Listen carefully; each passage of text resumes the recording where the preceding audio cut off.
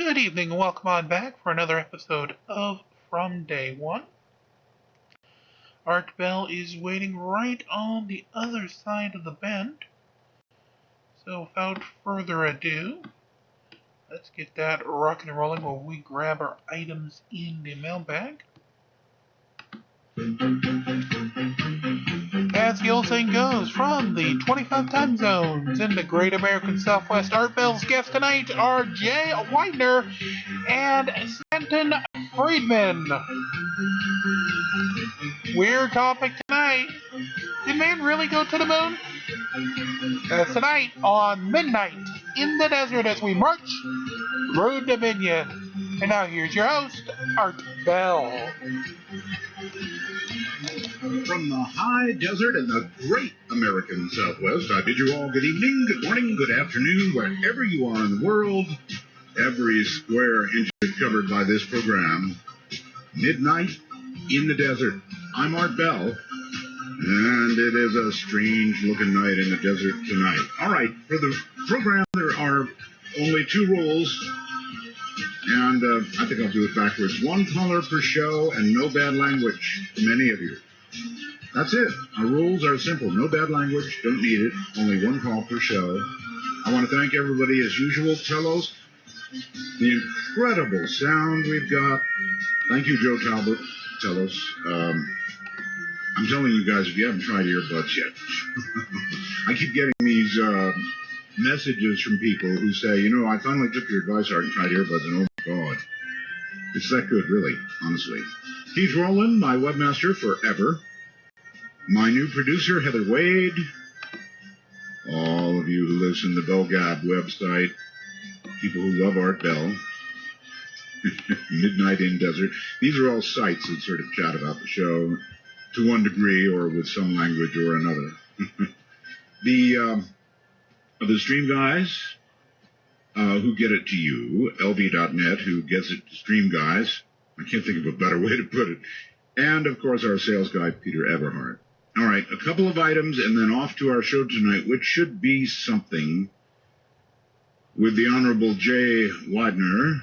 Of course, our sales guy, Peter Everhart. All right, a couple of items and then off to our show tonight, which should be something with the Honorable Jay Weidner and Dr. Friedman. We're going to be talking about the moon. Jay believes that all the photography taken of,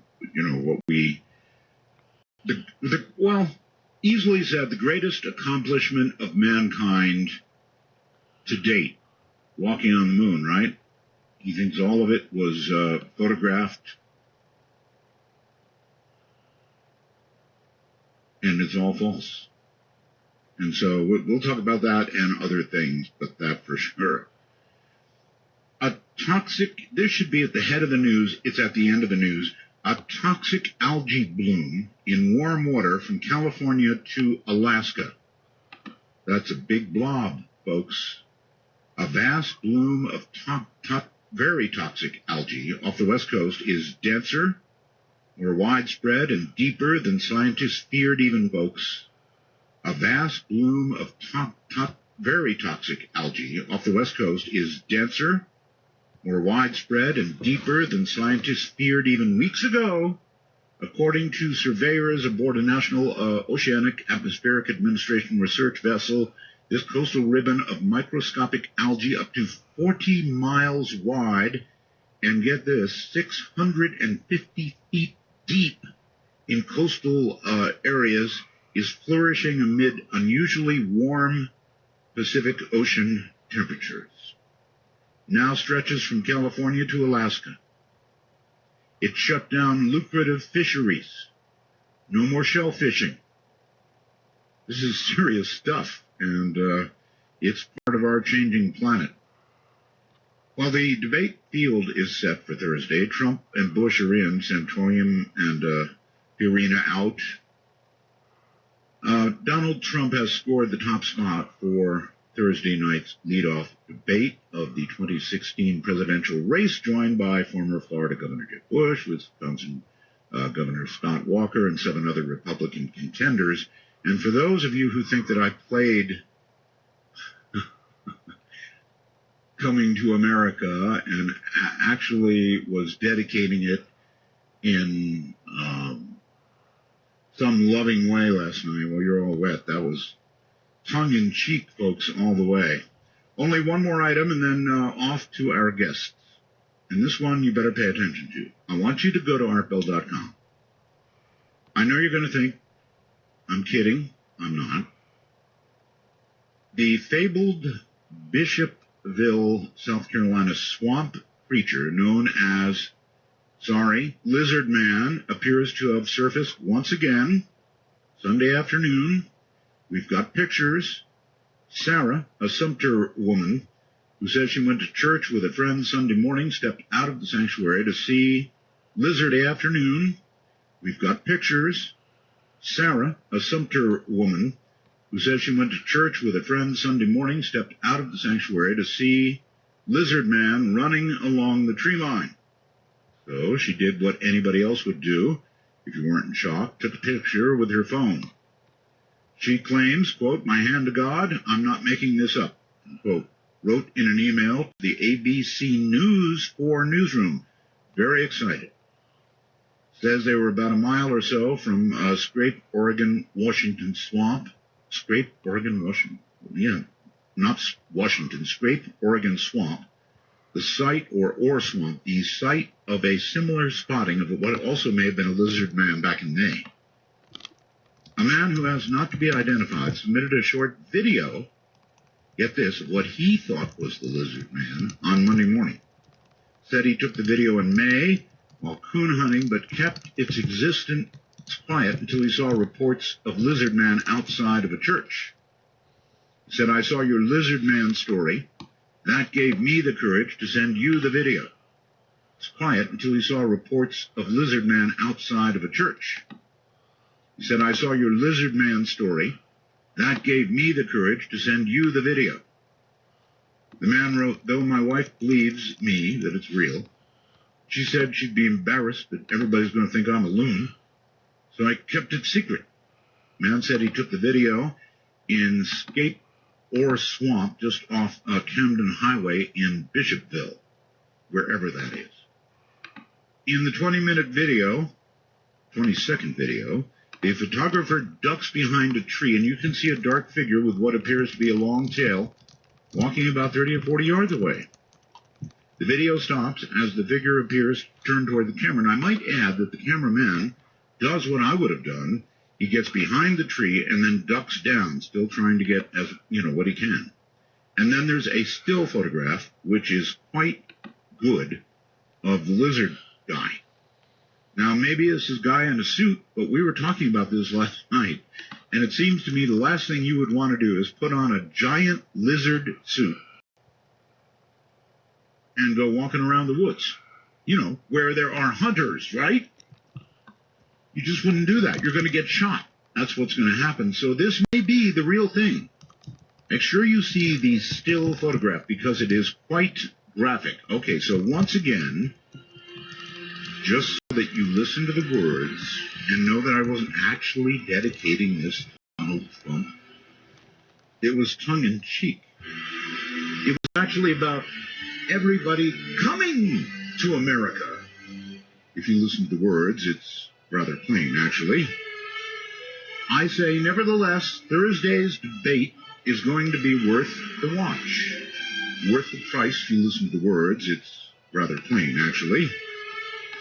I say, nevertheless, Thursday's debate is going to be worth the watch. Worth the price of admission. I have no idea what's going to happen. Anyway, listen a little bit, if you would, to the words and understand that I was trying to imply that the Donald or no Donald, baby, we're America, and they're coming.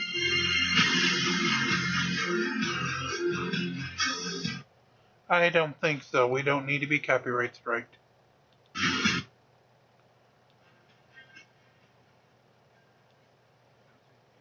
Roll.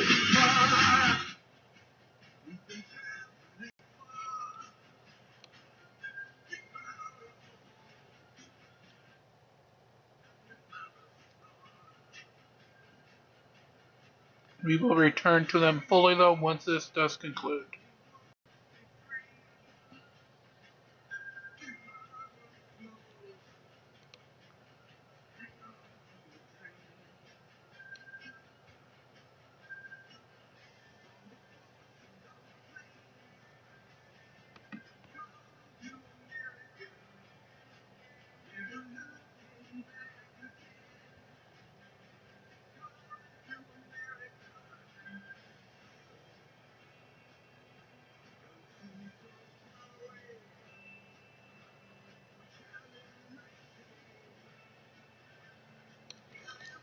Meanwhile, we'll march up the tower.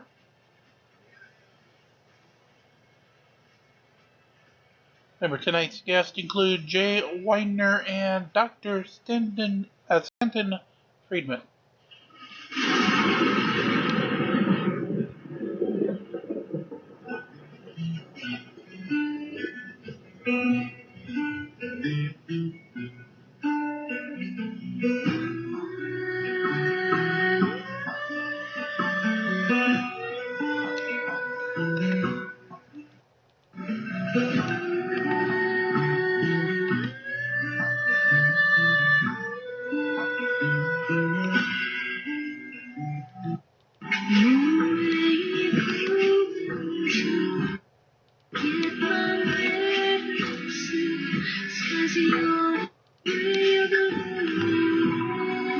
Take a ride from the high desert and the great American Southwest. This is Midnight in the Desert, exclusively on the Dark Matter Digital Network. To call the show, dial 1-952-CALL ART. That's 1-952-225-5278. It's a beautiful night. Kind of strange, but beautiful in the desert. Hi, everybody. Away we go. Here we go. Stanton Friedman, Dr. Friedman, received his BSc and MSc degrees in physics from the University of Chicago in 1955 and 6. He was employed for 14 years as a nuclear physicist by GE, GM, Westinghouse, TRW Systems, Aerojet General Nucleonics, wow, and McDonnell Douglas, working in highly advanced, classified, eventually canceled programs like nuclear aircraft fission and fusion rockets, and various compact nuclear power plants for space and terrestrial applications. Now he is joined by Jay Weidner. Weidner is a writer. He's a filmmaker, called by Wired magazine an authority on the Hermetic and alchemic traditions. Weidner has authored 2 books and produced over 25 documentaries. He is currently producing and programming for Guillaume TV. I think that's the way it's said, Guillaume TV. He just received his second feature film, or just released it, rather, The Last Avatar, cool name, on Vimeo for a bunch of glowing reviews. He's done very well.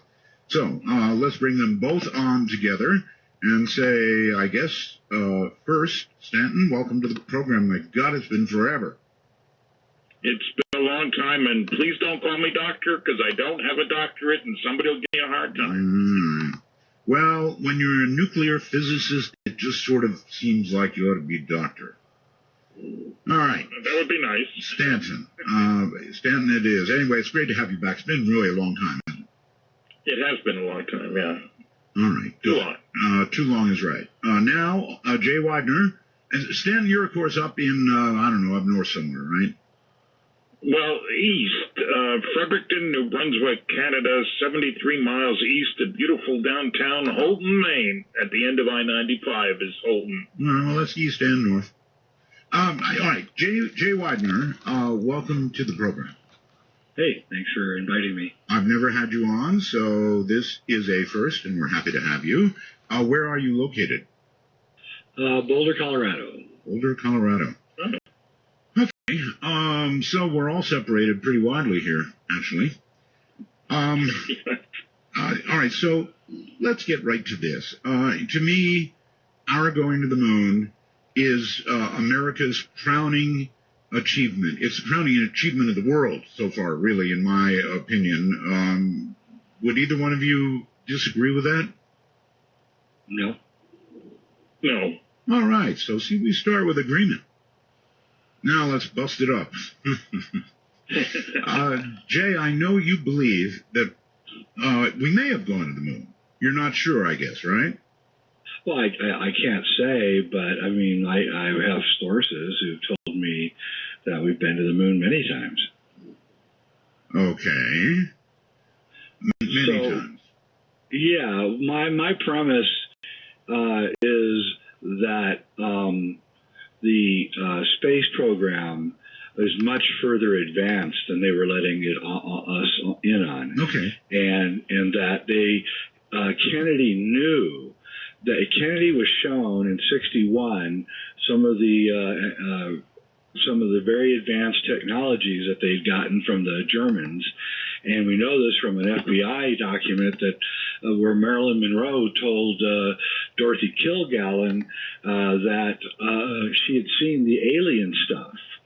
And I believe that John made his speech about going to the moon, John F. Kennedy. Mm-hmm. It was in order to force, he knew that standard rocket technology would not do the job, at least not in the time period that he put forth. And so, and he knew that they had very advanced technologies, and I believe he made that speech right after he saw the technology in order to force that technology out into the open, but they had other plans. And so what they did was, and this is a newly released document just the last couple of months, in 1965, in June 1965, the U.S. Information Agency began looking at film directors, the top 6 film directors in the world, for some reason. And one of them was Stanley Kubrick. And he was not a big director in June of 1965. He'd just done Dr. Strangelove, which did all right, but he'd never really had a breakout film, not until 2001: Space Odyssey. So I believe, and also I'll say this, of all the filmmakers in his time period, the only one that actually understood the technical aspects of filmmaking was Stanley Kubrick. Mm-hmm. He knew how to shoot, he knew how to edit, he knew how to light, he knew how to do everything. Whereas somebody like Billy Wilder was more of a theater director and didn't really understand the technical mechanics involved in making films. He had other people that did that. Only Kubrick in his time was the consummate filmmaker and understood all aspects of filmmaking. And he would be the guy you would choose if you were going to fake this. Now, why would you fake it? And the answer is, well, one, national security reasons. You don't want the Soviet Union to see what you got. 2, what if something goes wrong? Do you really want the whole world watching 2 astronauts dying on the surface of the moon? All they would have had to do was clip a rock, and that thing would have tumbled and broke, and it could never have been repaired. So and also they didn't want people to see some of the artifacts that are all over the moon. And so they hired Stanley Kubrick. He used 2001: Space Odyssey as a cover and also as a research and development in how to do the faking. They hired Stanley Kubrick. He used 2001: Space Odyssey as a cover and also as a research and development in how to do the faking. Can I stop you for a second, please? Yes. If I was listening carefully, you're suggesting that the rocketry that we had at that time, the president knew, Kennedy knew, would not do the job. You did say that, right? Yes, I So that would mean then that the Saturn V that we saw lift off that took men to the moon, that was wrong. Wasn't real. I mean, just a few years before the Saturn V was finished, Werner von Braun told CBS, I believe it was, that the rocket would have to be the size of the Empire State Building. Well, it was pretty big. Well, it wasn't the size of the Empire State Building. No, but all I'm asking is a straight-out question. The Saturn V that we saw lifting men ultimately to the moon, that was fake. It was a real rocket, and it really went off and everything, but... Where'd it go? V that we saw lifting men ultimately to the moon, that was fake. It was a real rocket, and it really went off and everything, but... Where'd it go? Well, I don't know where they went. I'm not going to speculate on where they went. All I can do is not speculate and tell you that, about the filming techniques and also Stan Lee's confession in The Shining. The entire all right, I don't know about that, but let's get right. You'll like it. All right, well, I'll have to like it in a bit. Okay. The stuff we took on the moon, the photography on the moon, that was all fake. Yep, it was all fake. It was all done. Like it in a bit. Okay.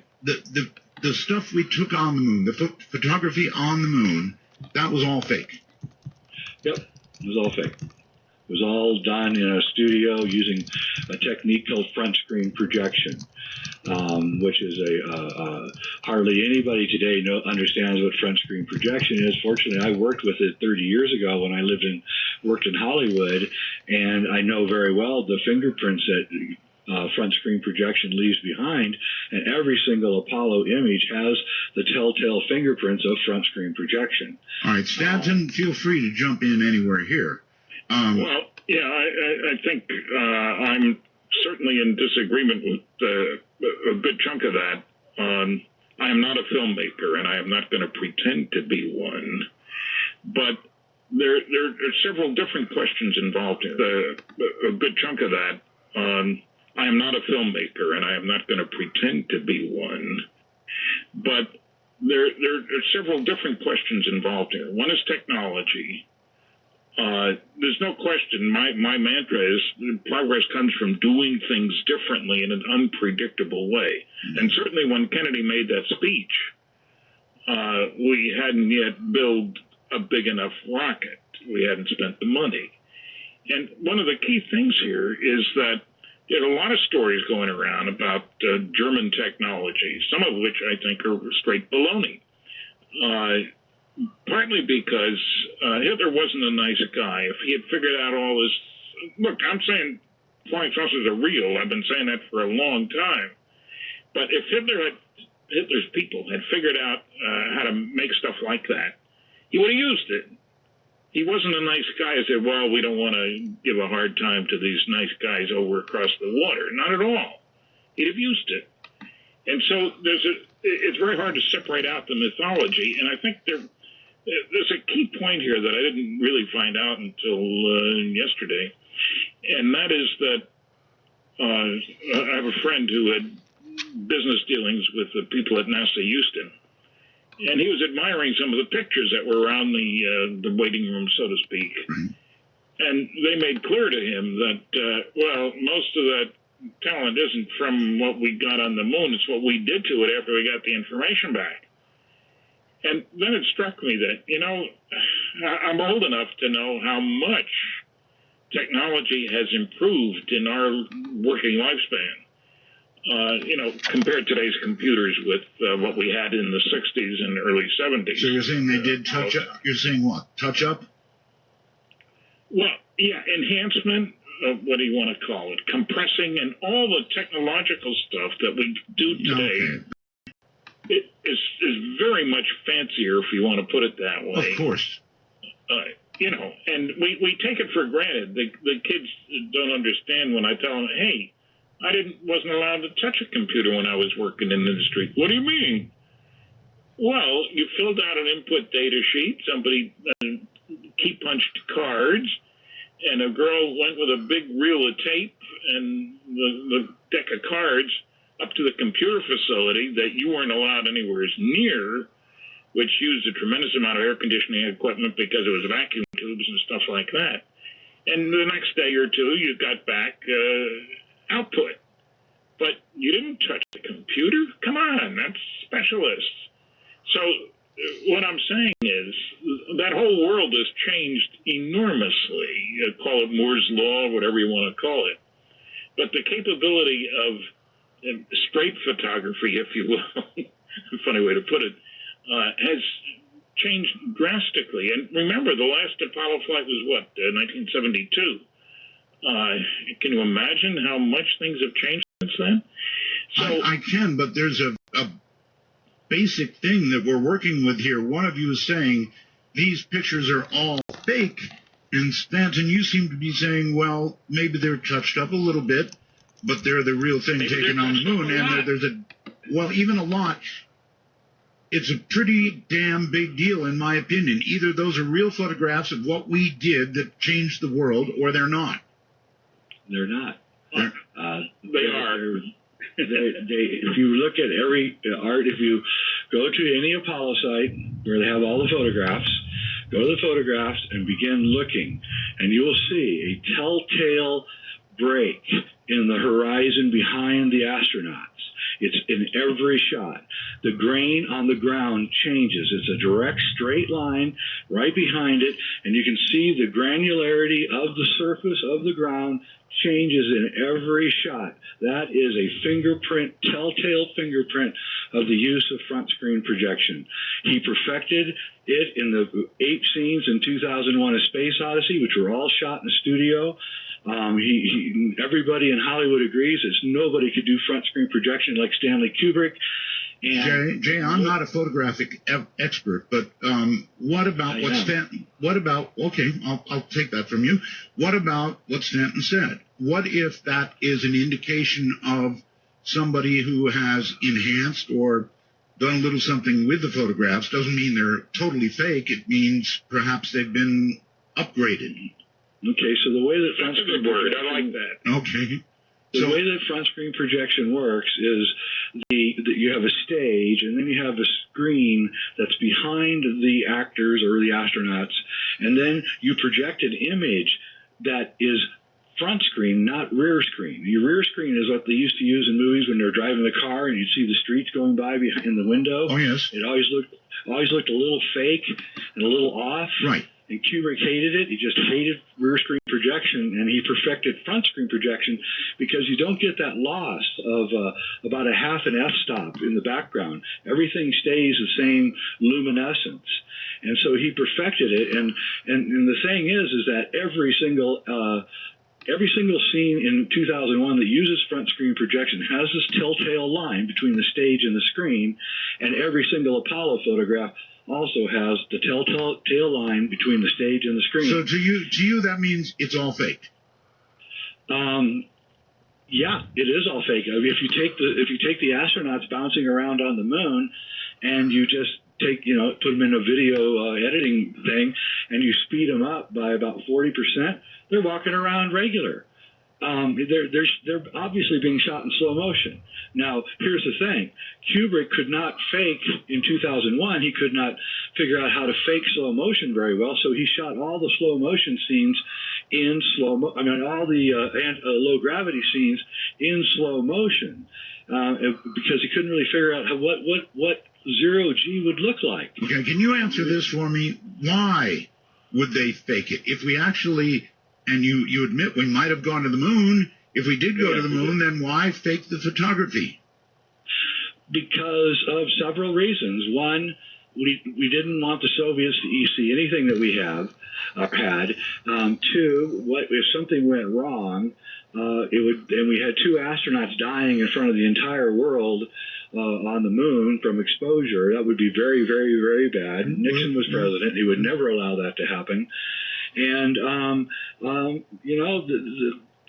they just didn't. They were putting all of the money, I believe they were putting all of those billions of dollars, $30, $40 billion, into a secret space program, black op projects.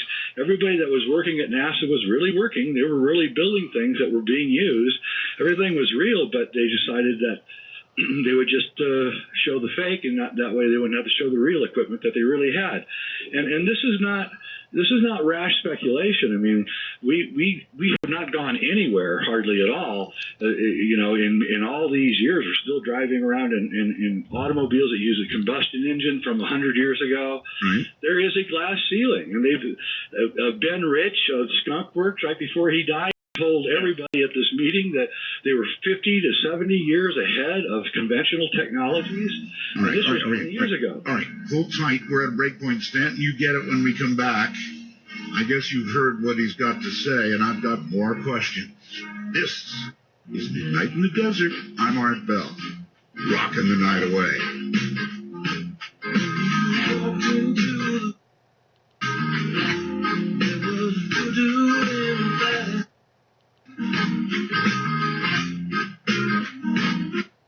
Captured by your style, could not get survive.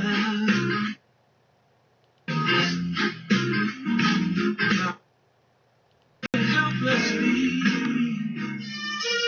For Dark Matter News, I'm Leo Ashcraft. In the densely populated areas of New York City, one would never expect to find a tranquil, albeit creepy, sanctuary with a population of 0. Once populated, complete with a hospital, tennis courts, utilities, every modern comfort, this area is now completely abandoned. How could there be anything, especially an island, that is completely abandoned in New York City? The island is called North Brother Island and is located between Queens and the Bronx. One Reddit user came across the island in 2012 while kayaking with a friend from Connecticut to New York. The pictures he took of the abandoned island near New York City are absolutely amazing. The island was developed in 1885. It was originally used to build a hospital to quarantine and treat people suffering from smallpox and typhoid fever. In the 1950s, it was turned into a rehabilitation center for patients who were addicted to drugs such as heroin. The entire island has been abandoned since 1963. After the city closed down the hospitals, they tried to sell the island to private investors in the 70s, but the cost of construction, transportation to the island, installing a sewage system, and the noise from LaGuardia Airport discouraged anyone from buying it.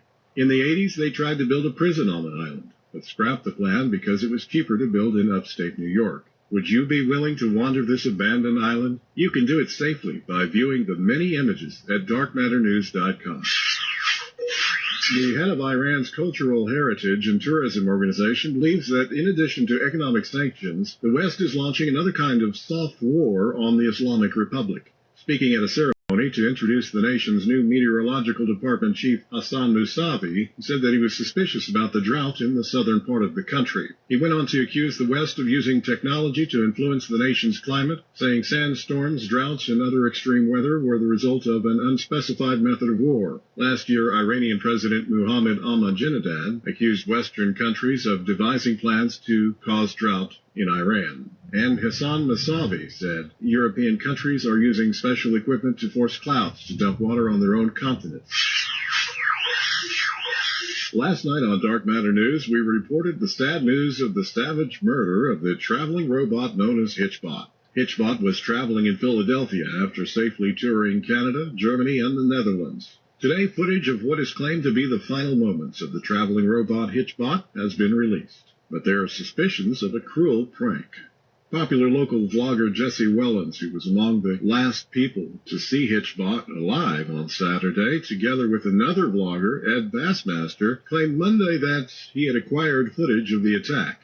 Hitchbot, which was designed as a social experiment project to see if humans can empathize with a helpless, child-sized machine that needed their help to get around, was found decapitated last Saturday after a brutal attack in Philadelphia. The video uploaded to Snapchat shows a man in a backwards hat and a Philadelphia Eagles jersey, identifying him as number 12, Randall Cunningham, a quarterback for the NFL team in the 1980s and early 90s. The video shows someone having ripped off the robot's arm and stomping on something obstructed from the view twice. No motive for the attack was apparent from the footage. There is speculation that the video may have been made by Wellens himself as a prank. Bassmaster, who was with Wellens during the encounter, often wears an oversized number 12 Philadelphia Eagles jersey while acting as an alter ego character. Hitchbot was created by Canadian researchers Professor Frank Zeller from Ryerson University. It relied on its goofy appearance and limited means of communications powered by a special computer program to steal rides from humans. He stole plenty of hearts, too, along the way. Check out darkmatternews.com for a look at the videos in question and decide for yourself, fake or prank. I'm Leo Ashcraft for Dark Matter News.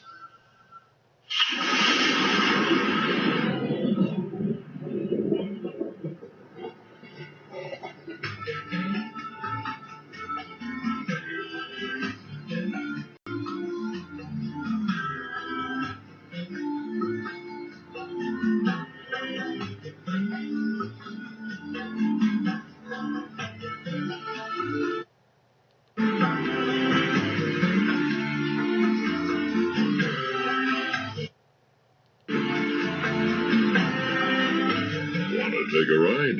Your conductor, Art Bell, will punch your ticket when you call 1-952-CALL-ART. That's 1-952-225-5278. I'll punch your ticket, all right. Don't call yet. We have a kind of a debate underway. Jay Weidner. 1-952-225-5278. I'll punch your ticket, all right. Don't call yet. We have a kind of a debate underway. Jay Weidner, who's a film expert, says that everything we saw on the moon, everything was faked. And we've got Stanton Friedman, a nuclear physicist and a science guy for a long time. And there was much said, Stanton, about why we did it. And Jay Weidner believes we did it because we were afraid of what failure would look like. I think that's that sums it up, Jay, right? Yeah, that's exactly it. Stanton? I think, remember, we lost 3 guys on the pad. 3 guys died, Grissom and White, and I forget the name of the third one. Should do better, but it's late at night here. I think that we're leaving. I do have a question that maybe Jay can answer that's relevant here. The footage that you see on all these websites, supposedly from the Apollo missions, is that from film brought back by the astronauts, or was it radio transmission of images? Well, the video, which is very crappy quality, is broadcast from the moon. There's a 4-second delay, and NASA then recorded over those 2-inch videotapes. So that footage is all missing and gone now. They didn't have enough money, so they reused the 2-inch videotape reels and shot other stuff over it. So we have none of the original footage is available. You know, I actually heard that. And it's unbelievable to me. How could we possibly do that? Have you heard that, Stanton? Yes, I have, and people change, and there have been a lot of dumb things done in the world, you know. Didn't on one of the space missions somebody use metric or not metric? Yeah. You know, things like mistakes happen. Right, I'm not saying that's good, but okay, so we're not talking about something. Let me point out something that's very important here that I haven't ever really said in public before. If you take a long-term film production, like, say, Lord of the Rings, you'll notice, if you're a astute film watcher, you'll notice that the production values get better with each film. By the time the 3rd film goes out, everybody who's been working together for like 3 or 4 years is all humming together, the well-oiled machine, and the production values are, by the 3rd film, have skyrocketed, actually, over the 1st film. Okay. In every way. Okay, you can see the same, you can notice, and you can see the same exact thing in the Apollo footage. First, you have Apollo 11, which is they're just shot against a black background. There's no mountains, there's nothing. Then Apollo 12, they conveniently point the camera at the sun in the first few seconds that they land on the moon, destroying the camera so we have no footage. Apollo 13, again, it goes awry, and we have no footage from that because they never landed. Apollo 14, now the production values have drastically improved in the 2 years between 11 and 14. 15, again, a huge leap in production value. 16 again, and 17 is just spectacular. I mean, the production values in 17 are just amazing. Each mission, the mountains are getting more complicated. Everything is getting more complicated because the crew is learning how to do things. They're learning how to work together, how to make the thing work and function better. As far as and by crew, you mean the crew on the ground faking all this, right? Yeah, they're learning how to do it. And you can see each production is scattered. Signals back. Well, I'm not talking about that. I'm talking about from the moon. Hold on. Let Stanton speak. Go ahead, Sam. Sorry. Well, I'm just trying to sort out the signals back. Well, I'm not talking about that. I'm talking about from the moon. Hold on. Let Stanton speak. Go ahead, Sam. Sorry. Well, I'm just trying to sort out. I started off by saying that technology is incredibly advanced over the years. You're saying they didn't get any better at transmitting the signals and better systems, better equipment, and all the rest of that? Not really. That's not what I'm talking about. I'm talking about the lighting. I'm talking about the photography. I'm talking about the sets. I'm talking about the general production values. But you're also saying, I think you're saying, aren't you, that all of the astronauts who were supposedly on the moon cavorting for the cameras are lying. Well, that's a really good point. I will bring up 2 points which are very important in response to that. First off, Buzz Aldrin wrote a book when he got back called Return from the Moon. And in that book, he reports, and you can read the book, you can get it on Amazon. He says that on the 1-year anniversary on July 20th, 1970, he was in Vegas at a big celebration for the 1-year anniversary, and he stood up in front of a crowd for really the first time. And a reporter said to him, "Hey, Buzz, tell us what it was really like to be on the moon." And this, I'll paraphrase what Buzz says. He says, my stomach began to become nauseated. I got a gigantic headache. I could not speak. I started shaking uncontrollably. My wife had to take me into the alley where I shook for a half hour. I simply could not answer the question. Now, I will redirect you all to a Stanley Kubrick film called A Clockwork Orange, in which people were put in front of movies, given drugs, and every time that they would have a thought about something, they would get sick. Okay, that's the plot of Stanley Kubrick's movie after 2001. Second point, one of my friends, good friends, was Dr. Robert Masters. He's a hypnotherapist. He's now deceased. He's a very famous hypnotherapist in his time. Edgar Mitchell came to Bob Masters. Bob Masters told me this. Edgar Mitchell came to him after he landed and came back from the moon and said, "Bob, you have to hypnotize me. I cannot remember anything about the moon." And Bob Masters put him into regression hypnotherapy, and he never, ever remembered anything. You know, I've got to verify that. I actually had him on the air. Yep. And I asked Remember him. the show. Oh, you do? Yep. This is true. And I asked him to please, if he could, close his eyes and think about what it felt like to be on the moon with any words that he could put together to get us to understand that. And there was this long pause. Yeah. And he said, "You know, Art, it's a funny thing. I don't remember much of it." And it stopped me cold. So that much I can verify. Stanton, had you heard that? I hadn't heard that. As a matter of fact, Edgar wrote the foreword to my book, Flying Saucers and Science. And certainly I don't consider him a liar. Now, you're not calling him a liar. No, I'm not calling anybody. Nor am I calling him a liar. Yes, I know he's spoken about many things like that, Stanton, but in terms of his memory of walking on the moon, he doesn't. And another point I would put forth is on YouTube is the press conference for the Apollo 11 astronauts after they got back. Yes. I think everybody should watch that. The body language of these three guys is not, high five and we did it, dudes. Let's celebrate. This very sober, sombering press conference. There's no joy in any of their eyes. Neil Armstrong will not even look up. He just looks down at the desk the whole time. It's very disconcerting. Stanton, any comment on all this? I think it's certainly unusual. Hang on, folks. I'll try to get Art back. And what I'm suggesting is that the Russians were certainly watching that footage and looking for any signs that this was fraudulent. Don't you think? I do, but again, front screen projection is not it's a very esoteric art. Maybe 5 people in the 1960s even knew how to do it, and they were all working on 2001: A Space Odyssey. In other words, Kubrick had all of the front screen projection experts in the world working with him during, and let's point out some other things. 2001: A Space Odyssey begins production in 1964 and ends in 1968. Apollo begins in 1964, culminates in the landing in 1969.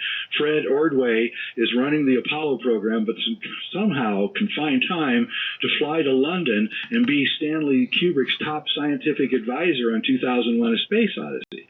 At the end of 2001: A Space Odyssey, in its original projection, has now been removed.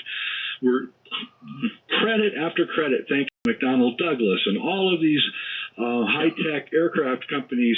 I have the whole credits, and I saved them, and I have them, and they've been since removed. And you look at the internecine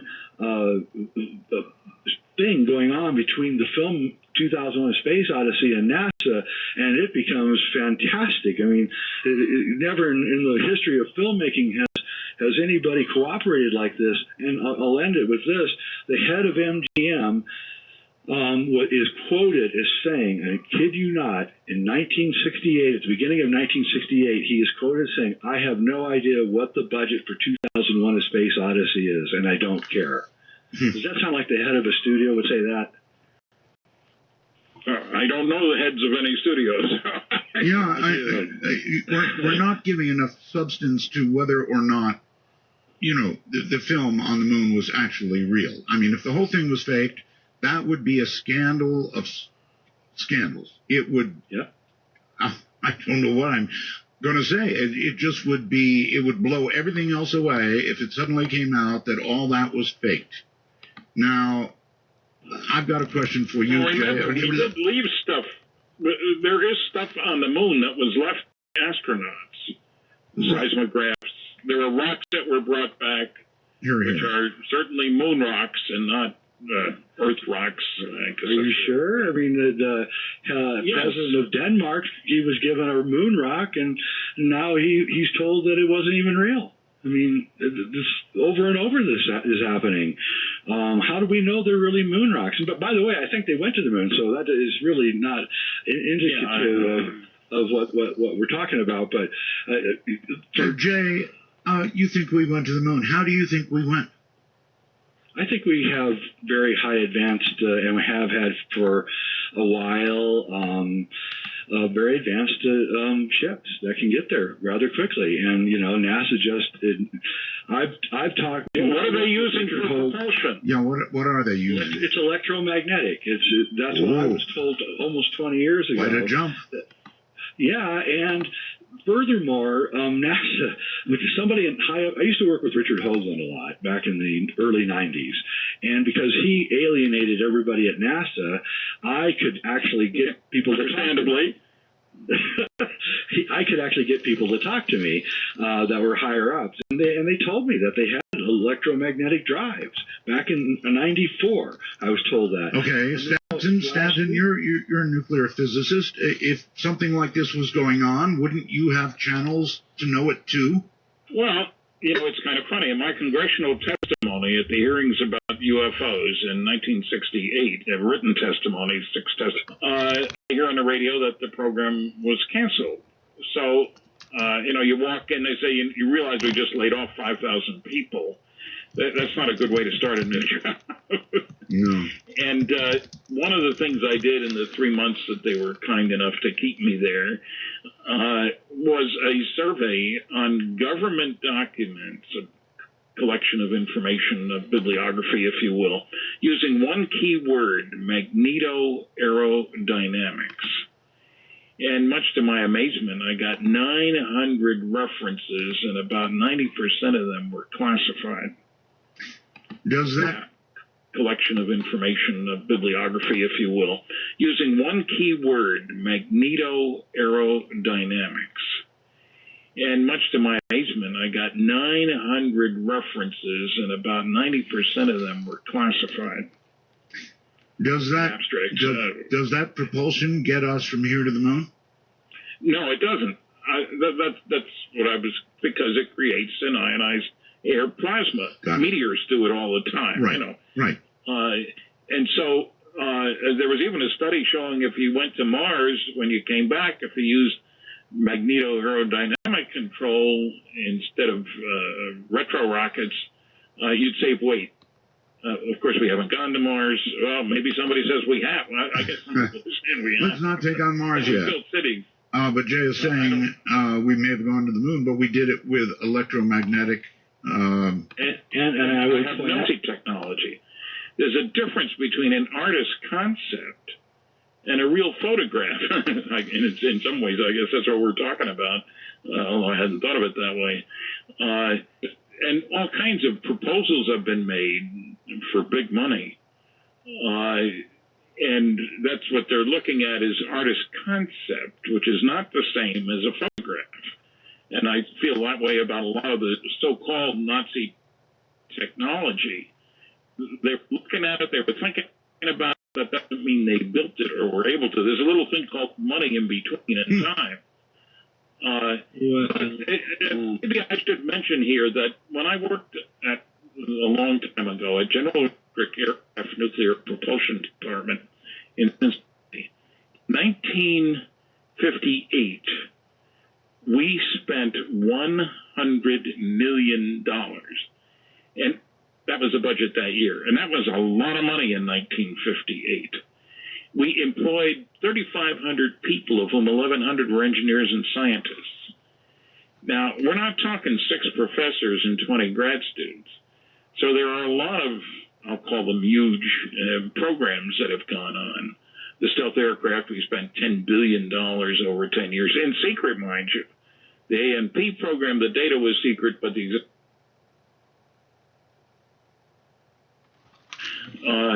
so there have been some huge programs out there, and as I say, there's a difference between what you're talking about doing. I can show you beautiful pictures of an aircraft nuclear propulsion system, but it's not real. What's your reaction then to Ben Rich's statement that they're 70 years ahead of conventional technologies? Why would he lie like that? All right, guys, hold tight, hold tight. We'll get to that. We'll be right back. This is Midnight.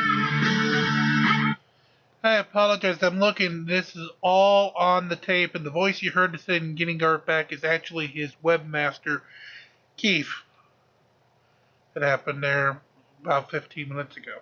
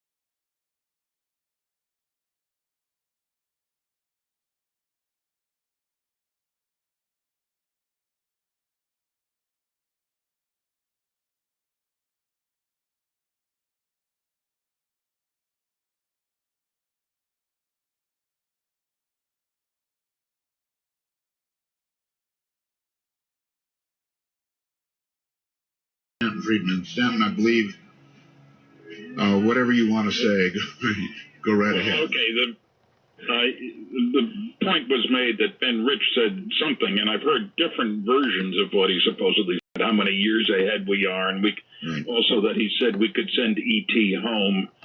And again, I would make the distinction between what I think we can do if we continue on this path and what we are able to do tomorrow. And having worked for major corporations, I know that we like to talk about, just give us the dough and away we will go, if you'll pardon terrible poetry. And I think we don't pay enough attention to that distinction.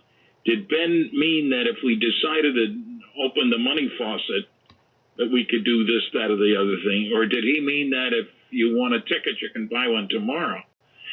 And all kinds of projects that start and don't finish. A Cold War mentality was part of this. Oh, yes. And then actually, if you don't mind, Stan, that brings up another question. If we faked all the footage from the moon,